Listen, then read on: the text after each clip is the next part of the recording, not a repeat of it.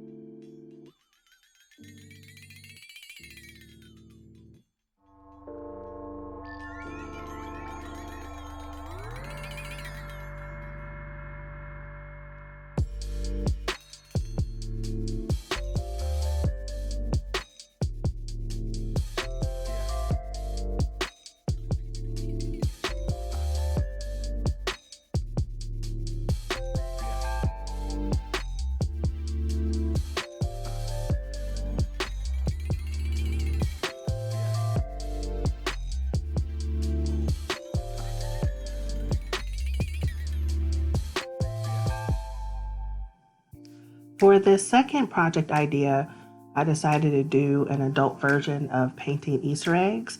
I'm using wooden Easter eggs because I saw them at Joann's, but you can use plastic Easter eggs. You can also use cardboard, anything that you want to either paint over or use fabric on top of using glue. But here are just a couple of samples, one using paint, one using African fabrics to make decorative Easter eggs.